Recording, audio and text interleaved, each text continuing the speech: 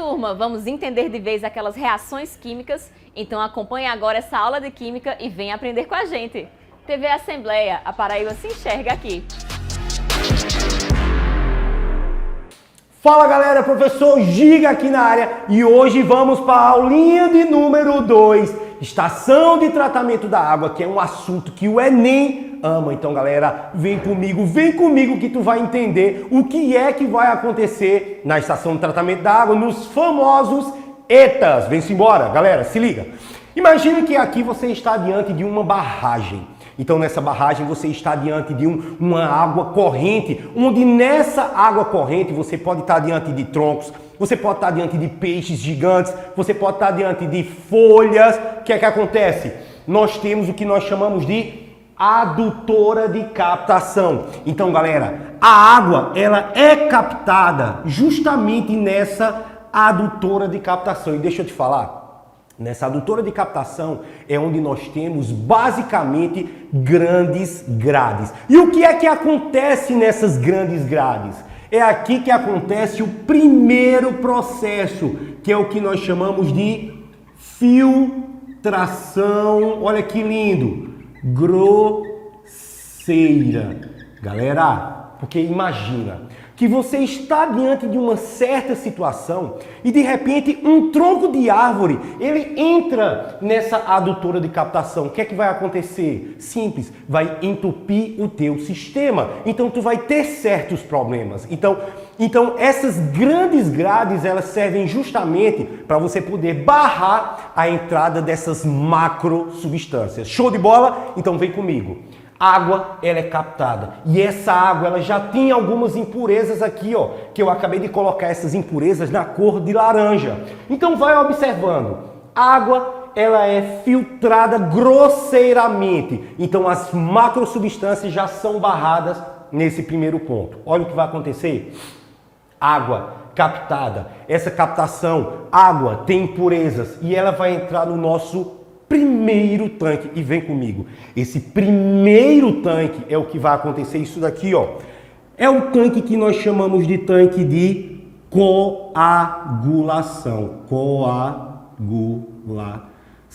Galera, se liga comigo. Olha só.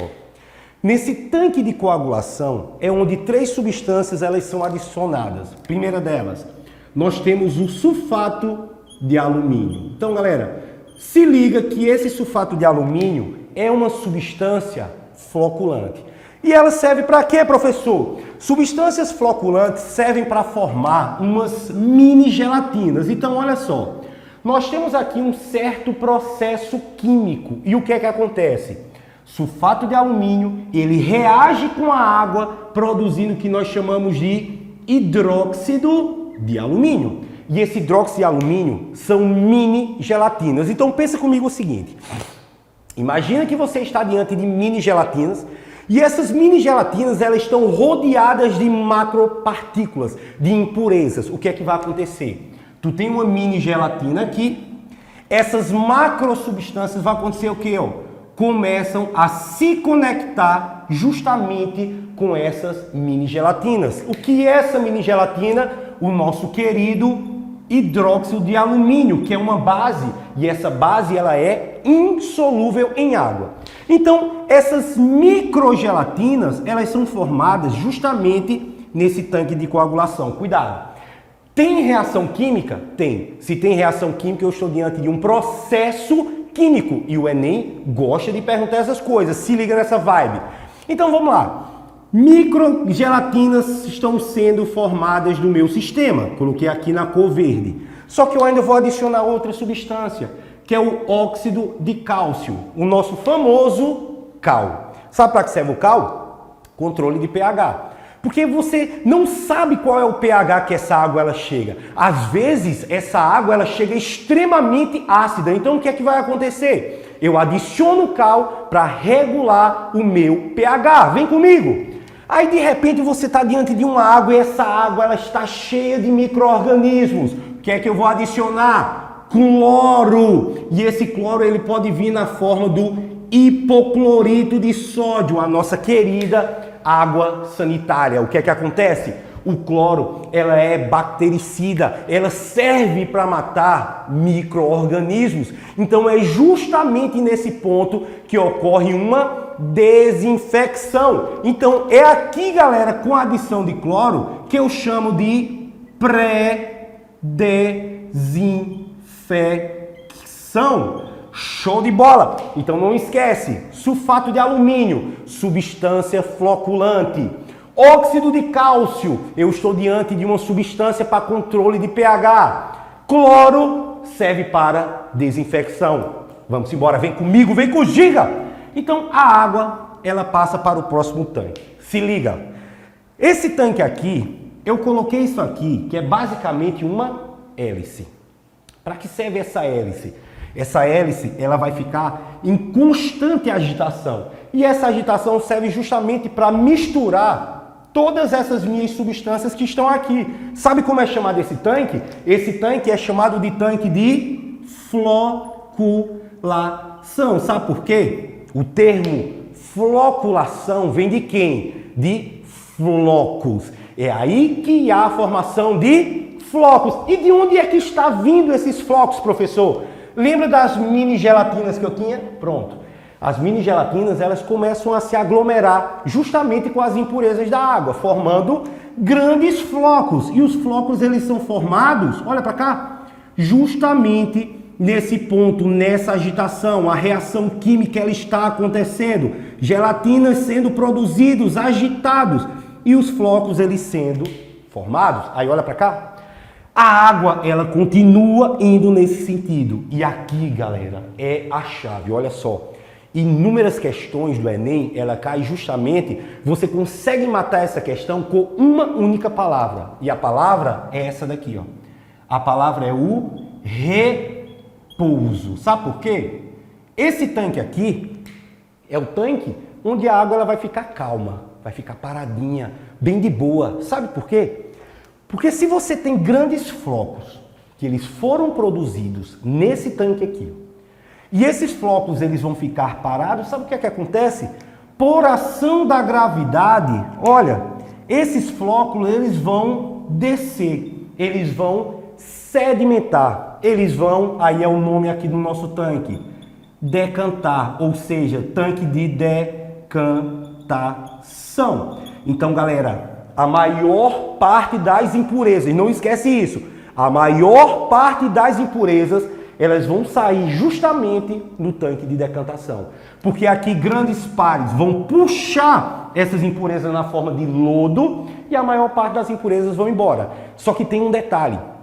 Existem certas substâncias que elas tendem a ser menos densas do que a água. Nesse ponto, não. Aqui foram mais densas do que a água, por isso que sedimentou. Mas, por exemplo, se você tiver partículas de gordura, a gordura ela é menos densa do que a água. Se ela é menos densa do que a água, a tendência é o quê? Subir. E é nesse ponto que aí eu não estou diante de uma decantação. Eu estarei diante de uma flotação. Olha a palavra. Flotação. E esse termo flotação vem de quê? De flutuar, beleza?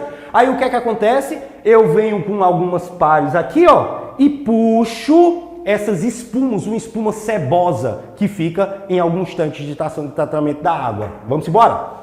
Aí agora a água ela vai ser captada aqui em cima. Aí olha o que apareceu aqui, ó. Essa parte mais escura é o que nós chamamos de carvão. Galera, é aqui onde eu tenho um carvão ativado. Sabe qual é a função do carvão ativado? Retirar odor. É por isso que a água ela não tem cheiro. É por isso que a água não tem sabor. E é aqui que eu consigo retirar substâncias tóxicas. Não esquece, o carvão ativado é uma substância extremamente porosa. Ela, por meio de não é abi. Olha a diferença. É uma adsorção. Eu consigo retirar essas impurezas. Aí a água ela passa pelo filtro, então nós estamos diante aqui do nosso filtro, ó. Passou pelo carvão ativado, ela passa ainda por areia. Eu tenho aqui a nossa, ó, areia, e aqui eu estou diante do nosso cascalho. Isso daqui é o nosso filtro natural. Então não esquece, esse tanque onde eu tenho carvão, que tira cheiro, tira gosto, tira substâncias tóxicas, eu tenho areia e tenho um cascalho, é o tanque que nós chamamos de tanque de filtração.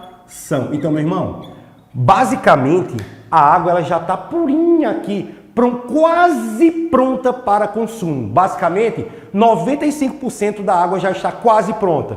Por quê? A maior parte das impurezas foram retiradas aqui. E aqui, meu irmão, na filtração, já deixou quase no ponto. Mas tem um detalhezinho. Ó, a água passou por nosso filtro e, de repente, algumas impurezas, ainda, alguns micro-organismos ainda sobreviveram. O que é que eu vou fazer? Oxê, meu irmão, tome uma voadora. Vou adicionar mais cloro. Sabe por quê? Se algum micro-organismo ele sobreviveu, ele vai morrer exatamente nesse pontinho aqui, ó.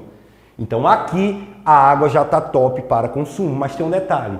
Existem algumas estações de tratamento que era o correto isso acontecer, que adiciona flúor. Sabe qual é a função do flúor? Detalhe, isso foi uma questão do Enem, que dizia assim: o flúor é uma substância que serve para desinfecção. Cuidado, não é para desinfecção. Qual a substância que serve para desinfecção? O cloro. O flúor, ele serve para prevenção contra cáries. Porque existem algumas comunidades que não têm o saneamento necessário. Essas comunidades, elas não têm fatores financeiros necessários para poder comprar produtos de higiene bucal. Então, o que é que a tendência que era de acontecer, que geralmente não acontece, adicionar o flúor na água, porque o flúor serve justamente para prevenção contra cáries. Então, galera, ó, a água agora ela entra nesse tanque de distribuição aqui e é distribuído para as casas. Então, galera, não esquece. Se você conseguiu entender basicamente o que está acontecendo nessa estação de tratamento da água, com certeza você vai se deparar com várias ou até questões referentes a essa parte dos ETAs na prova do Enem ou em outro vestibular, caso você for fazer. Então, não esquece. Qualquer coisa, galera, dá uma revisada nessa parada inteira aqui, que eu tenho certeza que vai ser só sucesso. Então, galera, aulinha 2 concluída com sucesso. Espero que vocês tenham entendido e qualquer coisa me procure. Tamo junto rumo à tua aprovação. Valeu, galera!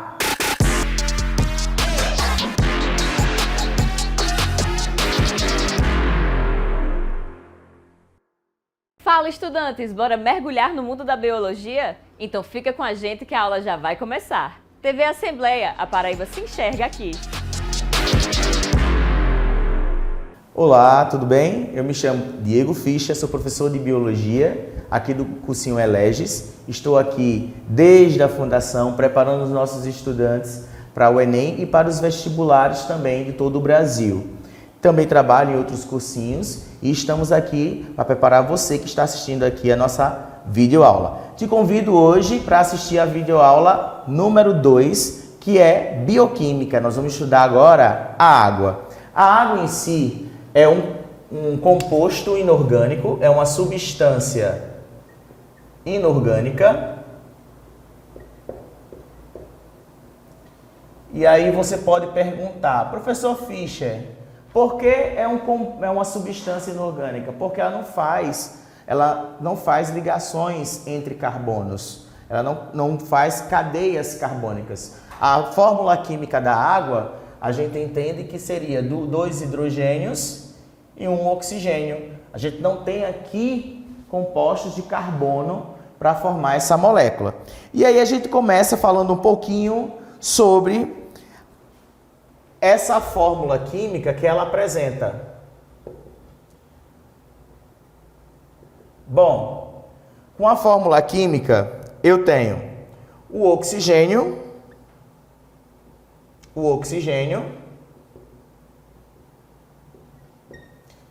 ele é um elemento mais eletronegativo.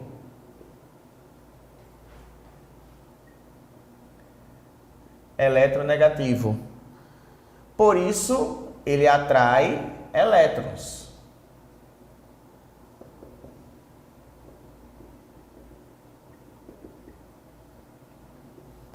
Já o hidrogênio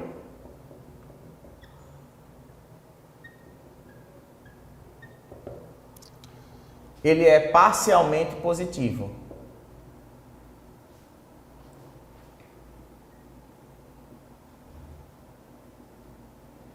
E aí nós entendemos o seguinte, olha só, como essa molécula, ela apresenta oxigênio e hidrogênio. O oxigênio negativo, hidrogênio parcialmente positivo, a gente entende que ela tem dois polos. E por ela apresentar o polo positivo e o polo negativo, nós dizemos que a água ela é polar. Certo? Ela é polar, porque ela vai apresentar aí os dois polos. Bom, interessante também que ela faz ligações de hidrogênio entre as moléculas. Olha que legal, ligações de hidrogênio. E aí a gente fala o seguinte, a água ela apresenta algumas propriedades que são importantes. Vamos lá, vamos trabalhar essas propriedades.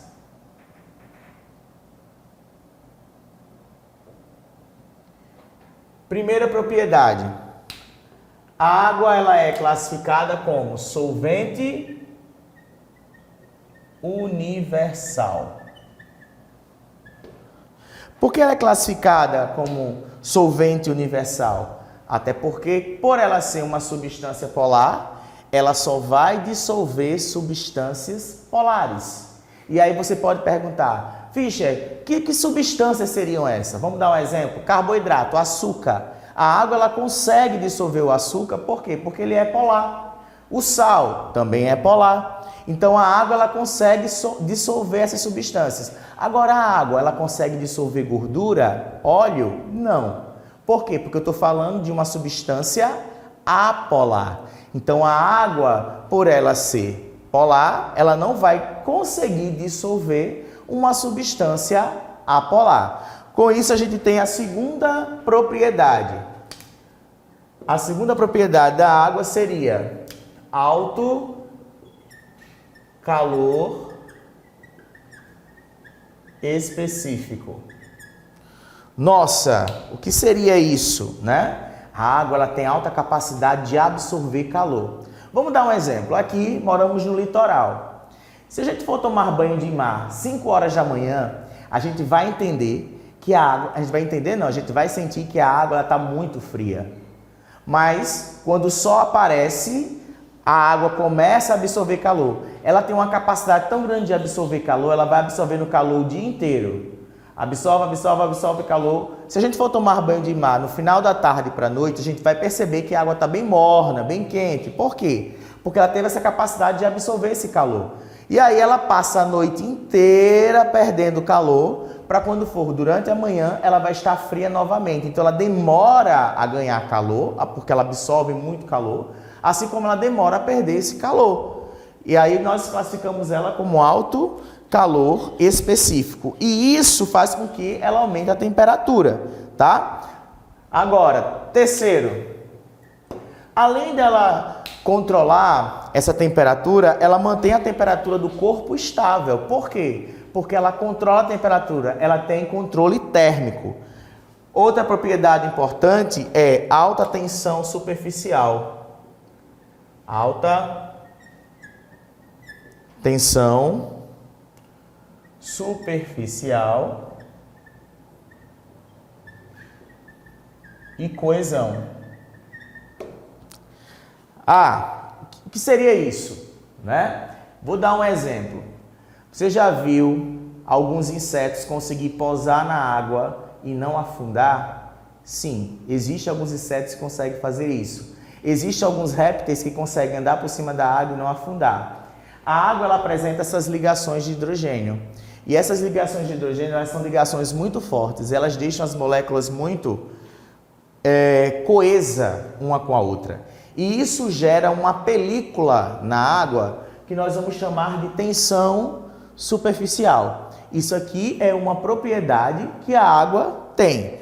Agora, outra propriedade importante é a densidade. Densidade única que ela tem. E aí a gente lembra de quem? Do gelo. O gelo, ele flutua? Flutua. Por que o gelo flutua? Porque no estado sólido, a água, ela tende a ficar menos densa. Porque as moléculas ficam juntinhas uma com a outra. Devido às moléculas ficarem unidas, a densidade da água, ela diminui. E aí o gelo, que quando ela muda de estado, ela vai para gelo, ela solidifica, ele fica menos denso que a água líquida. Por isso que o gelo ele consegue flutuar na água devido a essa propriedade. Agora, uma coisa importante também é reações químicas. A água ela participa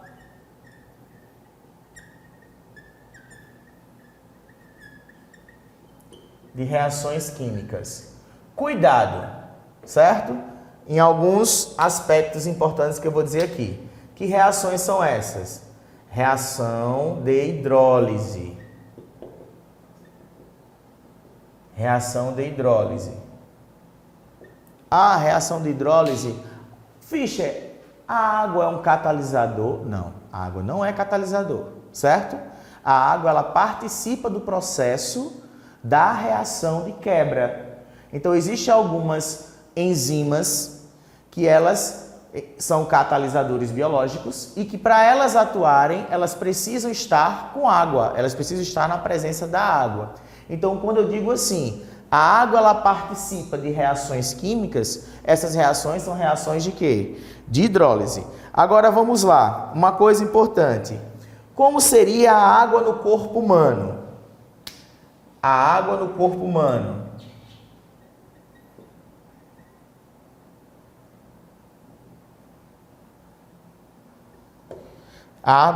Olha só, no corpo humano, essa quantidade, ela varia de 60% a 70%, certo?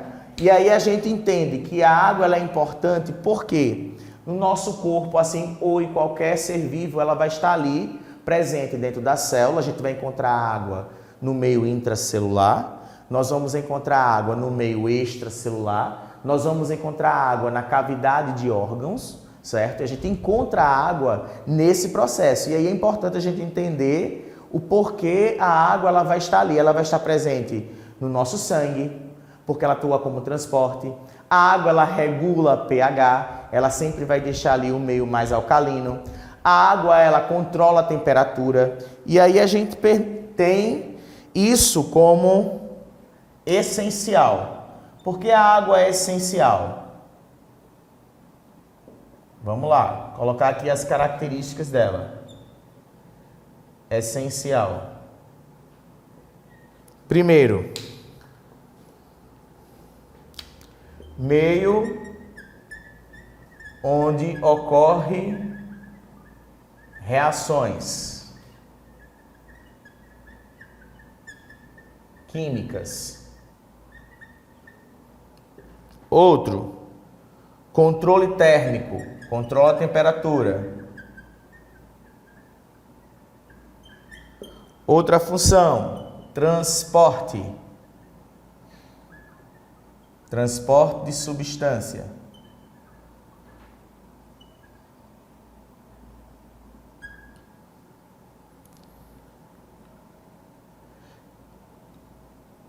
Capilaridade.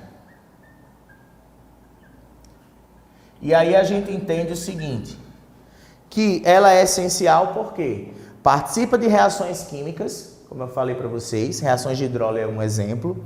Controle térmico, a água ela controla a temperatura, seja do ambiente, seja do organismo, ela sempre vai estar ali, deixando o organismo em homeostase.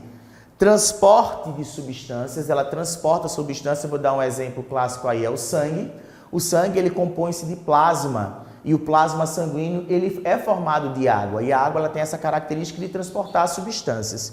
Outra é a capilaridade, que é a capacidade que a água tem de se deslocar em vasos. Um exemplo clássico de capilaridade é o xilema nas plantas. As plantas apresentam o xilema, que é um vaso condutor, e a água ela é conduzida nesse vaso.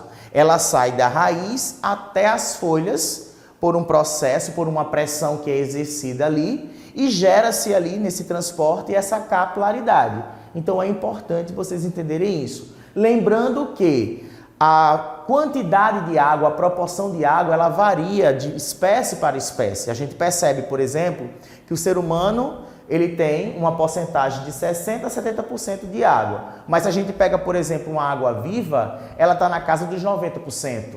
Então a gente entende que dependendo da espécie, a quantidade de água ela muda, a proporção ela muda. A gente entende também que a água ela varia a sua quantidade de acordo com a idade do ser vivo. Por exemplo, num feto humano, a quantidade de água, a proporção de água é muito maior do que o ser humano na fase adulta. E a gente entende também que a quantidade de água, na medida que o organismo ele vai envelhecendo, ele também vai reduzindo essa quantidade de água. E a gente entende agora, né, que a água ela muda de estado físico, de líquido para sólido, de sólido para líquido, de líquido para gasoso, de gasoso para líquido. Ela tem essa capacidade de mudança. Bom, a gente vai ficando por aqui, certo? Na nossa aula sobre água e espero que todos vocês tenham gostado. Até breve, até a nossa próxima aula. Fala galera, preparados para pensar e questionar? Então fica ligado que agora tem aula de filosofia. Pessoal, nós estamos retomando na aula 2 o tema 1 de filosofia e sociologia. Acompanhando no seu material, você pega lá na página 75, 76, estamos falando do surgimento da filosofia. E a gente estava conversando sobre a origem da filosofia, mundo grego, as condições daquele ambiente, né? Um mundo onde havia muito comércio, onde havia escrita, onde havia muita cultura e havia muitos povos ali. Os gregos universalizaram um pensamento que ficou conhecido como filosofia. Amor à sabedoria. A sabedoria como um conceito, mas a sabedoria como vida prática. Nós vimos isso no primeiro momento da nossa aula. A gente agora vai para os primeiros filósofos. Vamos nos nossos 10 minutinhos de filosofia, os últimos 10 de sociologia. Pessoal, a gente está conversando com o professor Rogério aqui, esses primeiros nomes, né, da filosofia. O mais antigo, Tales de Mileto. Quem são esses filósofos? Eles ficaram conhecidos aqui, ó, pessoal, como os pré-socráticos. Esse aqui é o nome que eles ficaram conhecidos. Não é um nome muito legal, porque a gente está atribuindo o nome de outra pessoa para eles. A gente prefere chamar eles de filósofos da physis. A palavra physis, física, significa natureza. Por quê? Porque os primeiros pensadores que a gente vai chamar de filósofos, eles queriam encontrar um elemento da natureza que explicasse o cosmos. Olha só, até então, quem explicava o cosmos era a cosmogonia. A gente chama isso de universo mitológico. Os mitos explicavam a origem de tudo. Mas agora a gente vai ter a razão explicando esse universo ordenado. Aparecem os primeiros pensadores que querem encontrar a origem. A palavra grega, cuidado com essas palavrinhas, o Enem gosta de umas palavrinhas em grego na prova de filosofia. Arque. Então, pré-socráticos, filósofos da natureza, querem encontrar a arque, o elemento da natureza que teria dado origem ao cosmos. Vamos a eles? Pessoal, a primeira escola que a gente tem notícia é essa escola chamada Jônica. Jônia é uma região da Grécia Antiga. Lá no material, coloquei um pequeno mapinha para você dar uma olhada o que era a Grécia naquela época. Pois é, esses primeiros filósofos, o mais antigo, Tales de Mileto. A cidade de Mileto, que ficava na Jônia. Tales, um personagem interessantíssimo, vocês estudam em matemática, teorema de Tales, um astrônomo, um pensador. Ele entendeu que o que deveria ter dado origem era a água, porque a água muda de estado, a água está em todas as coisas. Por que não pensar que talvez a água fosse a arque, o elemento original? Na mesma cidade, um discípulo de Tales chamado Anaximandro discordou do seu professor, porque ele entendeu que talvez no início de tudo o que estivesse presente fosse um elemento indefinido, infinitesimal. Pessoal, a gente está falando do apeiron, algo que não teria como você determinar. Apeiron, indeterminado, infinito, indefinido. Anaxímenes foi também filósofo dessa cidade, ele já foi aluno de Anaximandro. Anaximandro, aluno de Tales, Anaxímenes, aluno de Anaximandro. Olha que interessante. O Anaxímenes vai dizer que são as moléculas de ar, que colidindo uma com as outras, devem ter causado a origem de todos os seres. Pessoal, o que a gente está vendo? Os primeiros pensadores estão usando a razão para tentar definir a origem. Eles estão acertando? Não muito, mas isso pouco importa. O que eles estão fazendo é as perguntas certas. As respostas ainda não são muito boas, mas a ideia é tentar encontrar a resposta de maneira racional. Vamos adiante, pessoal. Olha só, surge um outro filósofo numa outra cidade chamada Éfeso. E esse é muito importante, o Enem gosta muito dele, cuidado. Heráclito de Éfeso. Ele diz que na origem estaria o fogo, e o fogo seria essa ideia de mudança constante. Como é que isso seria então essa ideia? Ele faz um paralelo de mudança com uma frase que ficou bem famosa: não se pode entrar duas vezes no mesmo rio, porque a pessoa entra uma vez, depois que entra na segunda, o rio já passou, já não é mais o mesmo, e na segunda vez, você também mudou. Eu brinco com os alunos, estou brincando, você também está aí em casa, assistindo nossa aula, né? No primeiro momento que você coloca o pezinho na água, você é torcedor do Flamengo. Tira o pezinho da água do rio. Quando você colocou de novo na segunda vez, você disse: não, não vou torcer mais para o Flamengo, vou torcer para o Botafogo da Paraíba. Você é paraibano, torça pelo time da Paraíba. Brincadeiras à parte. Pessoal, você muda. Você muda o jeito de pensar, o seu corpo está mudando, tudo muda o tempo todo. Não se pode entrar duas vezes no mesmo rio, porque o rio muda, você muda, tudo está em mudança. É a ideia do Heráclito. Mas, agora, você que está aí em casa, na mesma época surge numa outra cidade um pensador que discorda totalmente do Heráclito. Que coisa boa! Pessoal, a filosofia não é impor uma ideia, é discutir ideias. E o que mais tem é filósofo que discordam de ideias. Olha aí, pessoal, a gente está na Eleia, os Eleatas. Parmênides vai dizer que o ser não muda. Aquilo que parece mudança é somente uma ilusão. Parmênides e seu aluno Zenão defendem a ideia de que o ser ele é único, ele não muda. Dito isso, queridos, a gente está discutindo aí ser, origem do ser, o que é o ser. Temos ainda algumas escolas para a gente terminar essa nossa discussão hoje sobre pré-socráticos. Pessoal, os pitagóricos, também matemática, teorema de Pitágoras, sabe o que diziam os pitagóricos? Que no início de tudo estavam os números, um universo matemático, um universo geométrico, a matemática na origem de tudo, o número. Pessoal, uma escola chamada pluralista, porque eles veem 4 elementos, por isso plural, né? Não mais um só elemento. Água, terra, fogo, ar. Os elementais. A mistura desses elementos talvez tivesse dado origem a todas as coisas. Empédocles, pluralista.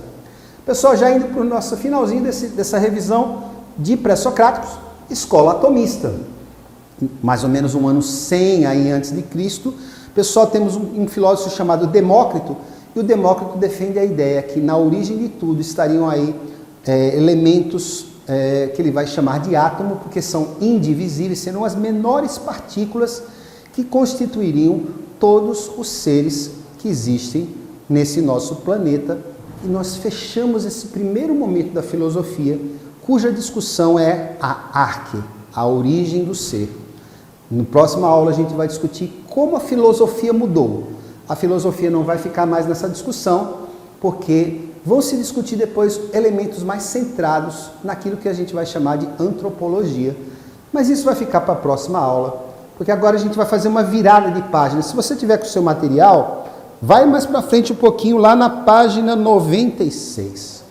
Vamos de sociologia agora, segunda parte da nossa discussão hoje, tá? A gente começou discutindo o quê? A origem da sociologia. A gente agora está no século XIX, a gente está nessa virada de século, e a gente conversou bastante sobre a necessidade de uma ciência que pudesse estudar sociedade, porque a sociedade mudou muito. Então vamos discutir sociedade e a intenção desses caras. Os primeiros pensadores de sociologia, conhecidos como pais da sociologia, os clássicos da sociologia, a gente vai reforçar essa ideia hoje. Quando você estudar, pega o material e vê todos os detalhes. Eu vou falar, não dá para escrever no quadro, mas está lá no seu material.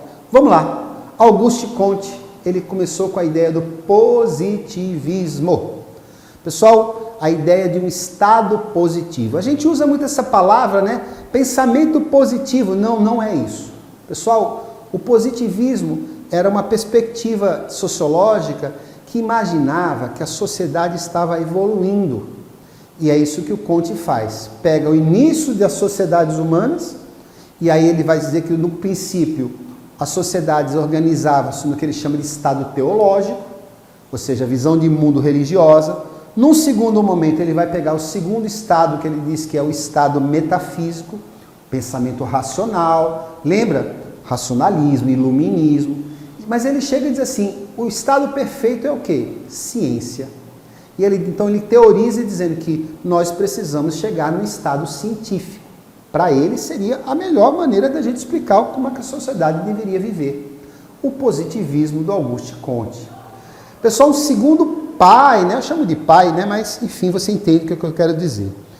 Os iniciadores dessa ciência chamada sociologia é o Émile Durkheim. Pessoal, o Durkheim é importantíssimo. Nossa, como o Durkheim é importante. Se você olhar aqui, coloquei a palavrinha-chave, só coloquei as palavrinhas-chave para você decorar, tá certo? Fato social. O Durkheim tem uma preocupação.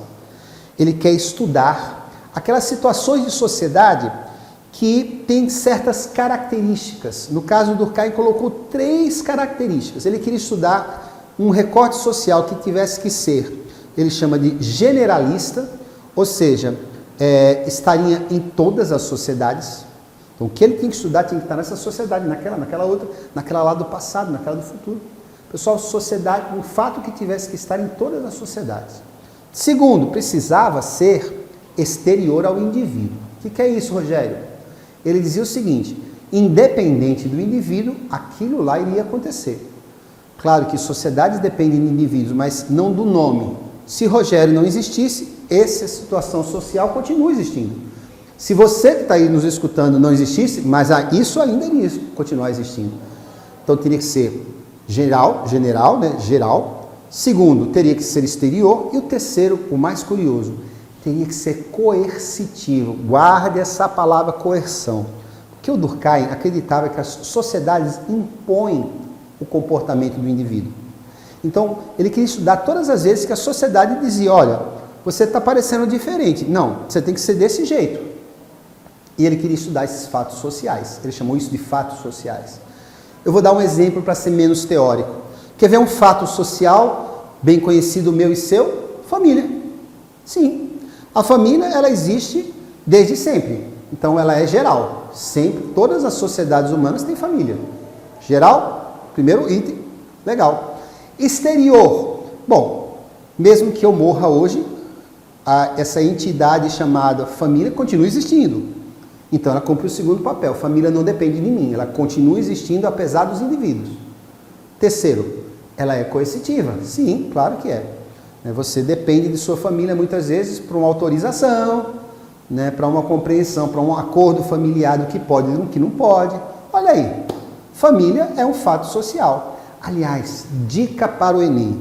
Pessoal, todas as instituições sociais são fatos sociais. Todas. Família, igreja, educação, escola, educação, o Estado, todas essas estruturas sociais, elas compreendem essas características. E ele começou a estudar esses fatos sociais. Uma palavrinha que eu gostaria de deixar claro, você depois vai estudar melhor isso, você pega o material, dá uma pesquisada, a gente vai resolver alguns exercícios na próxima aula sobre isso, mas o Durkheim vai pegar todos esses fatos sociais e vai estudar.